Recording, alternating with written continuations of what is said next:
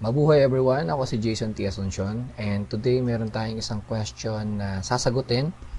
Pinadala ito sa Facebook ni Teddy Chell. Ito yung question niya. Hi po, pwede po magtanong kung paano mag-defreeze ng computer. Thanks po. Okay. So maraming salamat sa question mo, Teddy Chell. Paano mag-defreeze ng computer? Una, kailangan meron kang defreeze software na naka-install sa computer mo. Okay? So, ini-install yun. Hindi yung automatic kasama ng Windows operating system mo. So, pag meron ka ng defreeze sa Windows mo, dun mo lang magagamit yung defreeze application, no? So, kung meron kang installer, tulad nito, okay, tuturuan kayo paano mag-install ng defreeze. Okay, so ito yung defreeze installer. So ito yung itsura niya, no? Isa siyang bear. Okay, polar bear. So ano ba ang defreeze muna? Okay, ang defreeze ay gawa ng isang company na nagngangalang Pharonix, no? So ginagamit ang defreeze para i-freeze yung hard disk natin at yung mga software and programs na naka-install doon. Okay? Bakit ginagawa 'yon? Para kapag mayroong nagbura ng settings natin o nagbura ng mga program natin or merong nag-install ng mga program sa computer natin na hindi natin alam, after ng restart, pagkatapos ng restart, wala lahat yung mga settings na yun. Mabubura lahat ng settings, lahat ng program na in-install mawawala. Babalik siya dun sa settings kung kailan bago mo in-install yung defreeze mo sa computer. Okay? So, paborito ito sa mga computer shops kasi lalo yung mga nagme-maintain ng mga computer shop, no, for maintenance talaga. Gustong-gusto nila to. Kasi imbes na magbura sila manually ng mga files at saka lalo na yung magbura ng mga programs na install ng mga customer nila, imbes na gawin nila yun paulit-ulit, lalagyan lang nila ng defreeze yung computer para pagkatapos ng pag nag-restart yung computer, lahat ng pagbabago sa settings, lahat ng program na nilagay ng customer, mawawala. Okay? Yun ang advantage niya, no? Pero meron ring disadvantage yung defreeze. So, pag medyo hindi mo siya inaalalayan, kapag nag-update ang iyong antivirus at naka-defreeze ka, syempre yung prinsipyo nga niya, di ba, lahat ng program na in-install is mawawala o hindi gagana pagkatapos ng restart.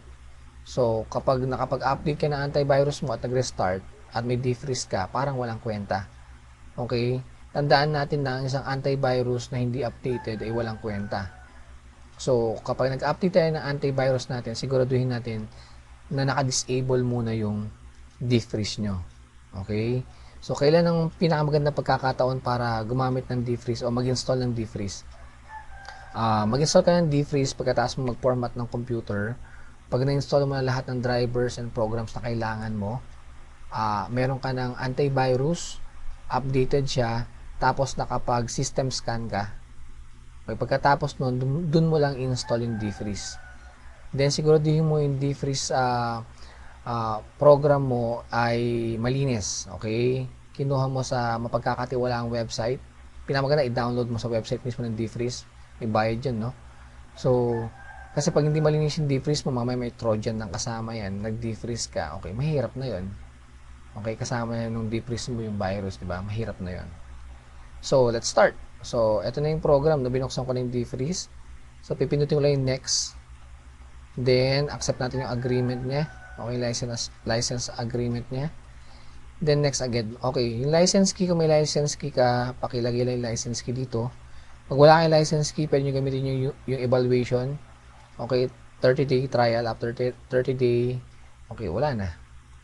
So, kung meron kang license, okay, lagay mo lang doon. Then, mamimili ka ng hard disk na i-freeze, no?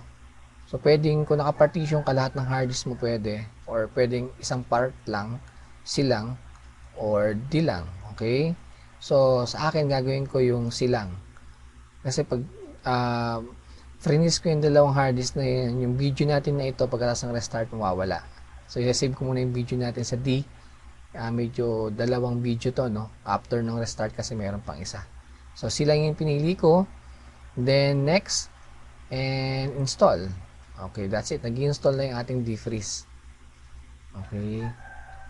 So, yan. Um, may mga password din sa defreeze, no? Siguraduhin nyo na i-memorize nyo yung password na ibibigay nyo sa isang computer. Kasi pag nakalimutan nyo yung password na yon, okay, medyo magkakaroon na kayo ng problema. Baka hindi na kayo makapag-install ng program na gusto nyo. Okay, so pagkatapos nung installation, magre-restart yung computer, no?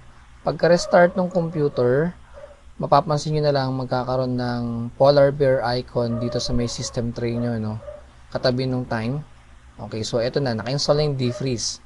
So wala pang password yan. Para lagyan nyo ng password yung defreeze nyo, pindutin nyo lang yung shift, just hold yung shift button dun sa may keyboard nyo, then double click yung polar bear icon.